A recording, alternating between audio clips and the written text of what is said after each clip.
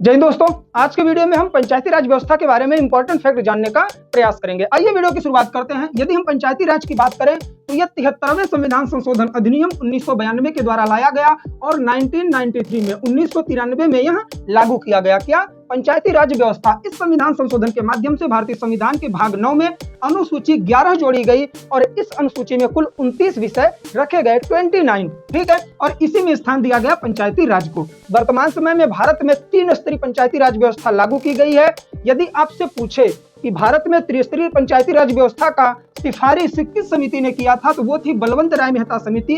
अगर 2 स्तरीय पंचायती राज व्यवस्था के बारे में पूछे तो अशोक मेहता समिति के द्वारा सिफारिश की गई थी कि भारत में 2 स्तरीय पंचायती राज व्यवस्था लागू की जाए, लेकिन वर्तमान में 3 स्तरीय पंचायती राज व्यवस्था लागू की गई है, जिसकी सिफारिश बलवंत राय मेहता समिति के द्वारा की गई थी। आइए समझते हैं कि 3 स्तरीय पंचायत व्यवस्था है क्या।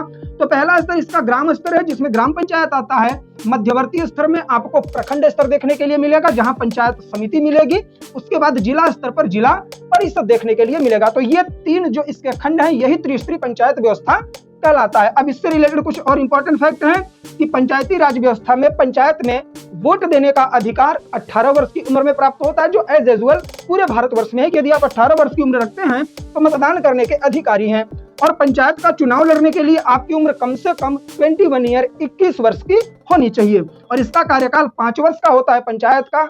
यदि किसी कारणवश ये बीच में टूटती है, भंग होती है, तो अगले 6 महीने में इलेक्शन करवाया जाना चाहिए। अब सबसे इंपॉर्टेंट क्वेश्चन ये है कि भारत में सबसे पहले पंचायती राज व्यवस्था कहां लागू की गई और कब।